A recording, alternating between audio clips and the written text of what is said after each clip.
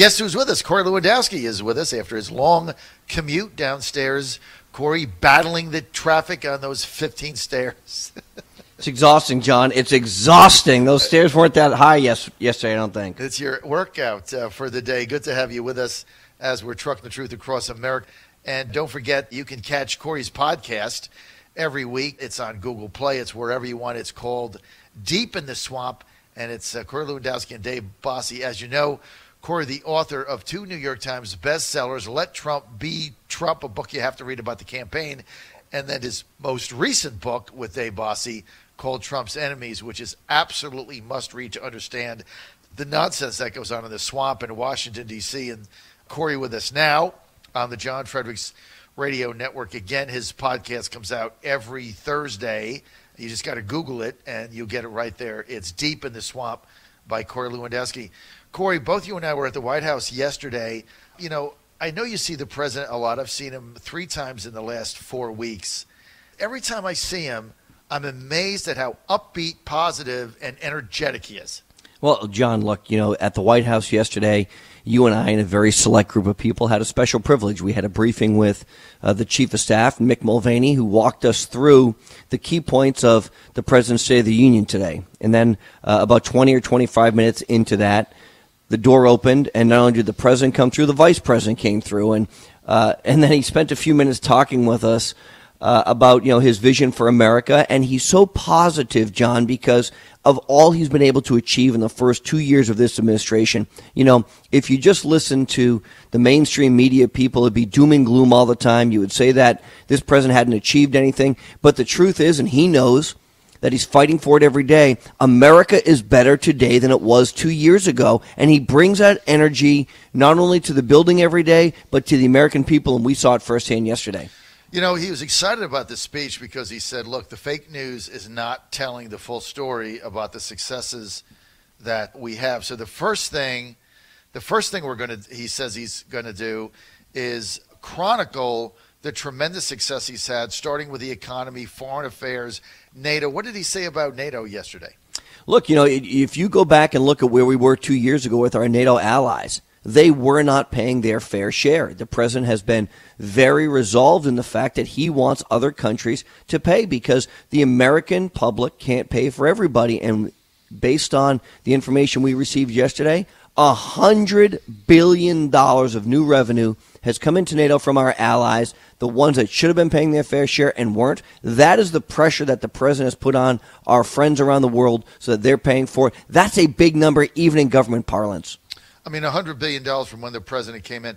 That $100 billion that has been pumped into NATO by our allies, that $100 billion would have never materialized had the president not put the pressure on the NATO people to do that. It just wouldn't have materialized. And, this is a lot of things that people don't realize. Because remember when he first brought this up, remember the fake newsers went crazy over it. How he was, dissing our allies and he was making money the issue and didn't have anything to do with it. And he was destroying 30-year relationships. Remember all that? John, of course I remember it because for 30 years, Washington, D.C. has been broken. It's been run by people who don't have any business sense to them whatsoever. It's been run by executives in the Oval Office who have never run a business, who've never signed the front of a paycheck, only the back of a paycheck, who've never created jobs and didn't care, candidly, about the American taxpayers. And so this president's come in and done things differently. And he said, just because we've always done it that way for 30 years doesn't mean it's the right way. And sure, has that shaken Washington to its very core? You bet it has. But has it saved taxpayers in this particular case? Probably $100 billion that we don't have to fork over, that our allies should have been paying all this time and we've been stuck with? You bet it does. Does that make some of our allies angry that they're required to do that? Well, I don't know if they're angry, but they're probably shamed into it. And that's some of these international speeches that he has given. I don't think you'll see a lot on that topic tonight other than to touch on the fact that this president has been strong on U.S. foreign policy overseas by asking our friends and our allies to pay their fair share, and it's a very valid point for the American taxpayers to know. What else do you look for in this evening's speech besides the president saying that he's going to tell the American people, remind them of the tremendous economic success we're having, the jobs report coming out Friday, over 300,000 jobs created, almost doubling expectations by The Economist, not reported anywhere, just went right by, slipped through because it was good news. What's the tone that you expect the president to have tonight, Corey? Look, I think the president's going to be visionary tonight. He's going to talk about, a lot like Ronald Reagan did, where our country has its best days in front of her. But we have a lot of work to do. He's going to talk about the problems we have in our broken immigration system. The White House has now announced some of their guests who will be the guests of the First Lady in her box. You know, we've got a 6th grade student whose last name happens to be Trump, who is bullied because of that last name, and he is going to be a guest of the First Lady tonight. He's going to talk about an immigration system where for weeks, if not months, if not years now, he has tried to negotiate to secure our southern borders. And the open border members of Congress, Paul Ryan and his cabal during the first 2 years refused to give the president the money, and Nancy Pelosi is now refusing to give the president the money. And I think he will lay out the case to the American people tonight of just how serious of a humanitarian and fiscal and national security crisis is on the southern border. And if he can't get help from the Democrats for that money, I would encourage him to use his executive authorities under Article 2, Section 2 of the Constitution, deploy the military to our southern border, and start building the wall immediately. And I think that's going to be partially what he talks about tonight. Even though he knows that there's going to be a legal challenge immediately and it'll be litigated into perpetuity or until it gets the Supreme Court, he would still go ahead and do that? Look, John, I think there is nothing more important as a job of the president than protecting Americans from all enemies, both foreign and domestic. And that means people coming across our southern border and killing Americans. Now, you know, John, it's amazing because I hear this ridiculous statistic all the time. Well, illegal immigrants don't commit any more crimes than Americans do, other than coming into our country illegally and potentially killing Officer Singh, not potentially killing Officer Singh in California, and so many other tragedies. And the open borders individuals want to say, well, it's no higher of a crime rate. They're trying to justify the killing of Americans, you know, whether it's Kate Steinle or it's Officer Singh or it's the firefighter's son in Tennessee or so many others that we have seen. This is an issue of national security. It's an issue of homeland security. And just for 1 second, go and leave this country and try and get into another country, not through the immigration process, and see what happens to you, whether you're an American or you're a Mexican or you're anything in between. It doesn't happen. It doesn't work, and it shouldn't. You can't do it.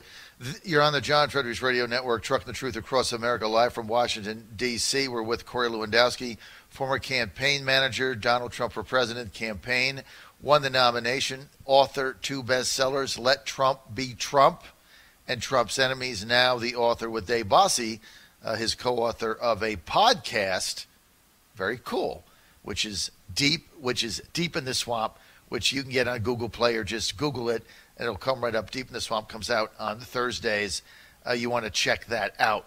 Corey, the criticism that the president has had in this past couple of weeks about chaos in the White House. Now, you and I were there yesterday. You've been there. You go there every week. I've been there 3 weeks out of the last 4 weeks. All this talk about chaos on the staff and everybody's disgruntled. They all want to quit. I mean, you were at the meeting yesterday. His staff was there. I've been there, like you, 3 out of the past 4 weeks.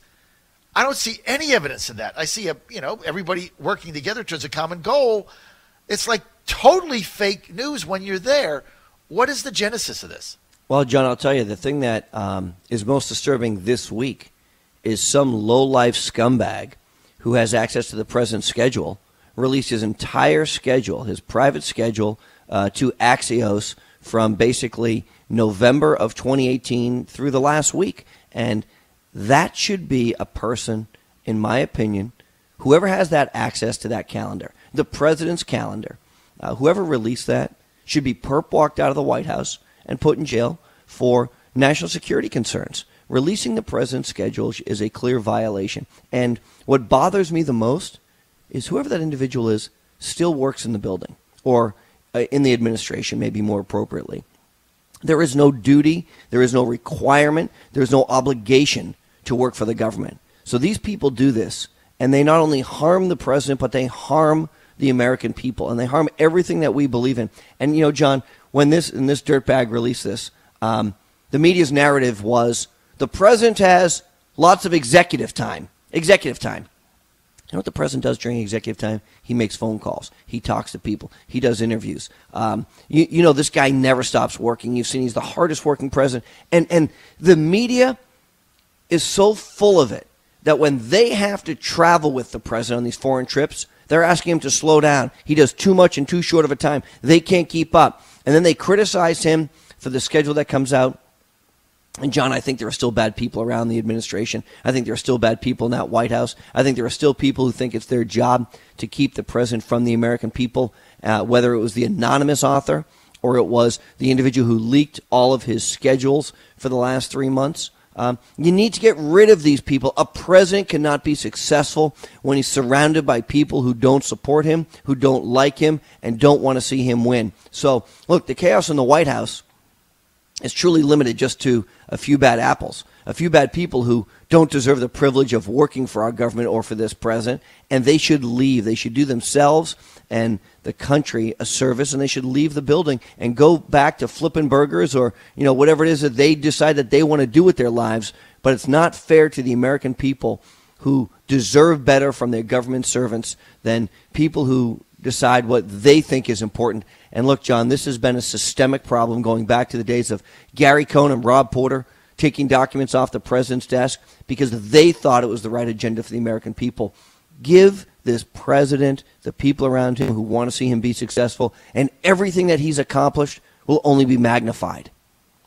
Corey, what type of a person that released a schedule had to have access to it? So you say worked in the administration. That doesn't make any sense to me. They'd have to work in the White House. So you got somebody in the West Wing, access to the president's schedule. Why would they release it to the press? Obviously to harm the president's credibility in some way.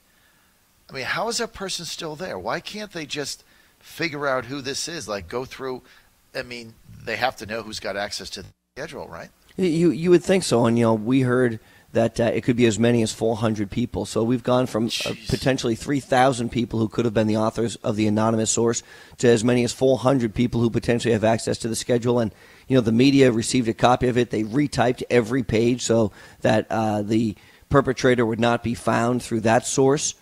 But look, John, people want to work in this administration.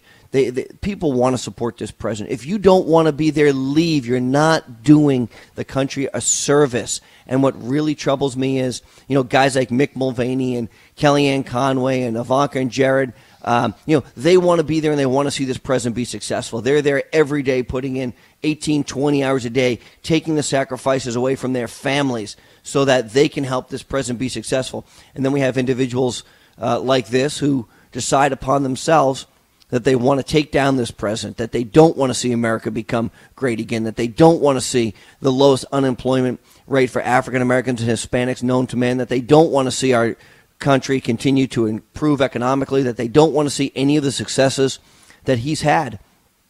And I don't understand that, John, because, you know, I didn't vote for Barack Obama, but if I would have been asked to go work for him in a capacity that I thought I could be helpful, I wouldn't do what I could to undermine his administration, because that's not an America I believe in. It's an America that is better than that.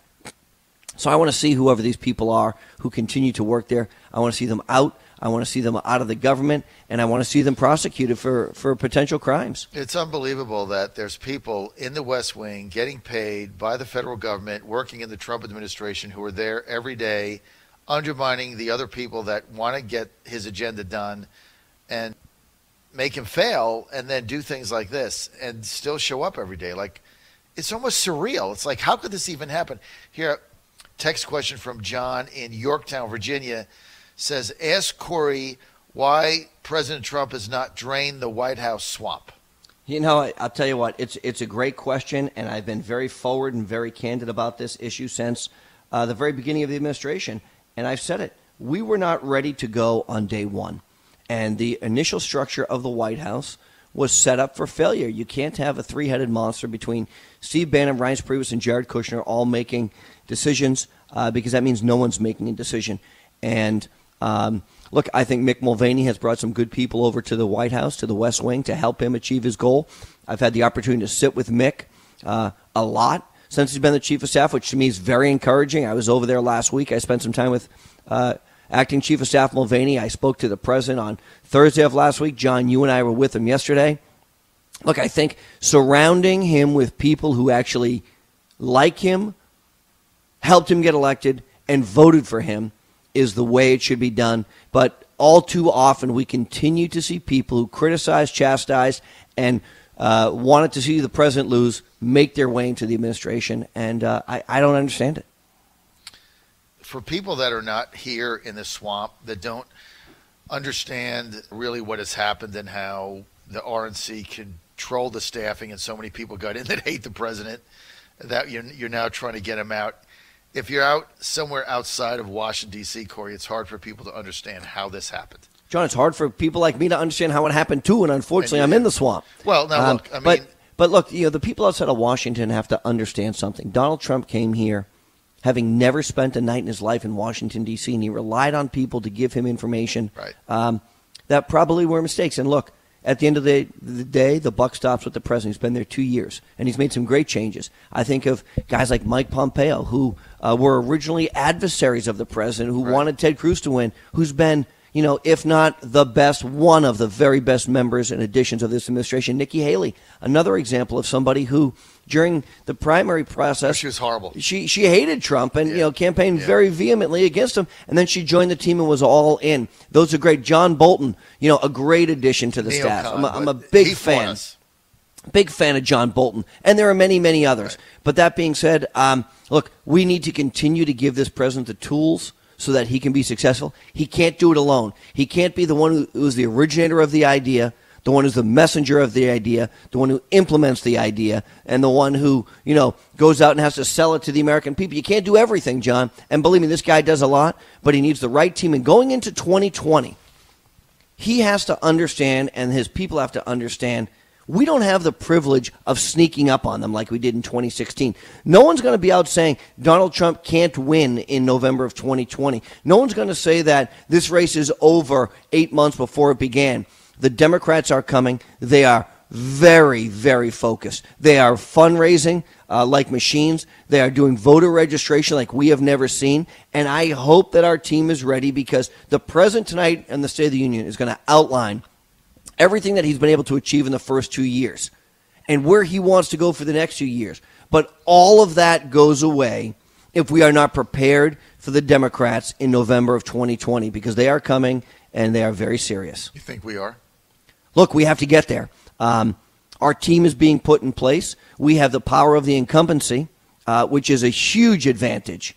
But we also have the mainstream media against us every day, the legacy media every day, who wants to tear down this president. And so not only does he have to overcome a potential Republican primary challenge from some, zero who may challenge him, but then he has to beat the Democrat, and he has to beat the media, and he has to remind everybody of all the success that his record has been able to achieve in the last 2 years. It is a huge, huge lift, bigger than the lift that we had in 2016. The Trump 2020 team now being put together, are you going to play a major role? John, as you know, I spend a lot of time with those guys. They're friends of mine. I think Brad Parscale is putting together a great team. There's a lot of work to do. And again, I can only equate it to what I had the privilege of doing in 2016. In February of 2016, John, go back to 2015, right? Nobody was looking at Corey Lewandowski thinking, hey, this guy's going to run an amazing presidential campaign and help a guy get elected. Brad doesn't have that luxury. Every mistake that is made is magnified times 10. Every decision is magnified times 100. He's brought some good guys over there. Bill Stepien came out of the White House. Justin Clark. Putting together that state-based team is very important. They are focused this early because, John, in less than a year from now, the Democrat Iowa caucus will have transpired, and a year and a week from right now, the New Hampshire primary will have transpired. So the countdown is on. 365, 66 days. And 1 year from today, John, is the New Hampshire primary for the Republicans. 1 year from this Tuesday. So we will have a challenge, I believe, some lunatic will run against Trump, whether that's, Bill Weld's been talking about it now, who said he's going to be a libertarian for his whole life and now wants to be a Republican again, or Jeff Flake, or, somebody will run against this president, John Kasich, and we take on all challengers, all comers, a welcome into the arena. But our team is growing. It's getting better. Our fundraising, our prowess there has been astronomical. People want to help. They go to DonaldTrump.com, DonaldJTrump.com. They want to sign up. Join the team now. We've got a real fight ahead of us. And the key, if anybody asks what we can do, what can you do to help this president right now? You need to go out and you need to register voters. You need to talk to your friends and your family who aren't registered, because the Democrats have a system in place in states like Texas, where they had a competitive election last year. And Beto O'Rourke, they have not given up, they have not forgotten, and they're out registering voters every day to try and take back this White House, because that is their only priority. Well, they have to get new voters, and that's what they're doing. And so we need to be able to combat that. Go to DonaldJTrump.com if you want to volunteer and help. We're out of time. I want to thank Corey Lewandowski for being with us. His podcast comes out every Thursday. You can Google that, Deep in the Swamp with David Bossie. Corey Lewandowski, if he was the original chief of staff, like we had wanted back when the administration started, none of this nonsense in there would be going on. He can't comment on it. I can. None of it would have happened.